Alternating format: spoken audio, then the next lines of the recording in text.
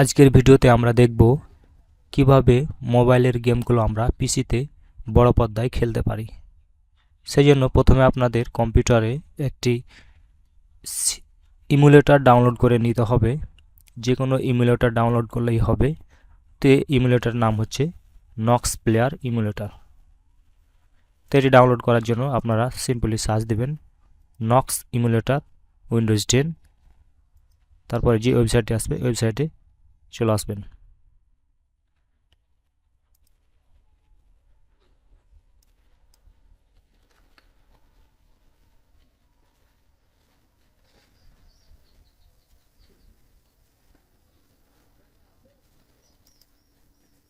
এই ওয়েবসাইটে আপনারা চলে আসবেন bignox.com।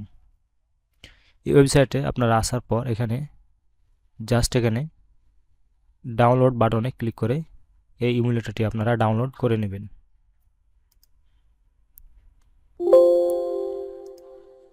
তো আপনারা আইডিএম দিয়ে ডাউনলোড করে নেবেন। স্টার্ট ডাউনলোডে ক্লিক করলে ডাউনলোড হয়ে যাবে। এই ওয়েবসাইটটির লিঙ্ক আমি ভিডিও ডিসক্রিপশন বক্সে দিয়ে দেবো, অথবা আপনারা চাইলে গুগল থেকে এই ইমুলেটরটি ডাউনলোড করে নিতে পারবেন।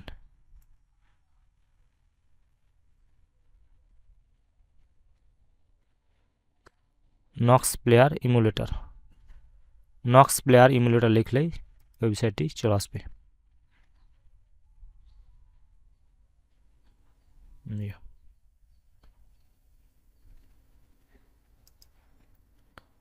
তো ইমুলেটরটি আপনারা ডাউনলোড করে নেবেন। আমার ডাউনলোড করা আছে, সেজন্য আমি আর ডাউনলোড করছি না, আমি এটিকে ইনস্টল করছি। তো আমার এ ড্রাইভে এই ইমুলেটর ডাউনলোড করা আছে 577 MB। তো আমি এটিকে ইনস্টল করছি। এই ইমুলেটরের মাধ্যমে আপনারা আপনাদের মোবাইলে যে সকল গেমগুলো খেলেন অথবা বিভিন্ন অ্যাপস অথবা গেমগুলো আপনারা এই নক্স প্লেয়ারের মাধ্যমে আপনারা খেলতে পারবেন।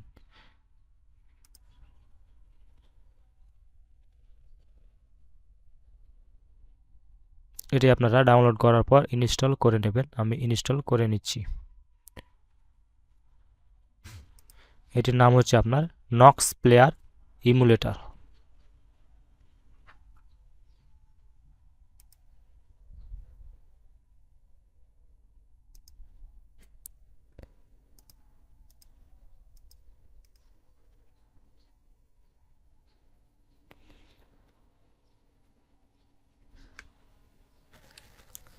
ইমুলেটরটি আপনারা ইনস্টল করার পর এখান থেকে স্টার্ট বাটনে ক্লিক করলে ইমুলেটরটি ওপেন হবে।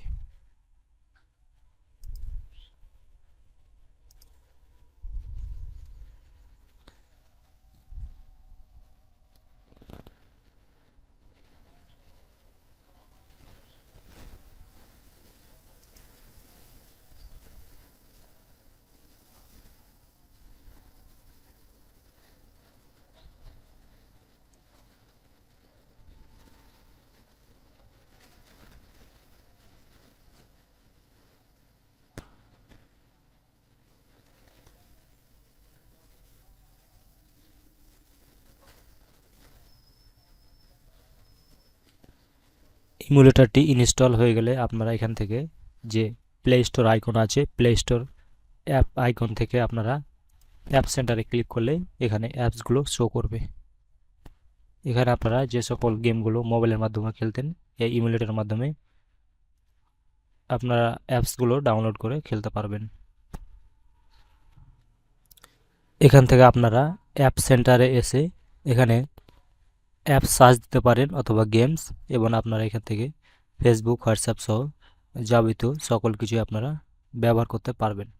তো আমরা মূলত গেম খেলার জন্য ইমুলেটরগুলো নামাই।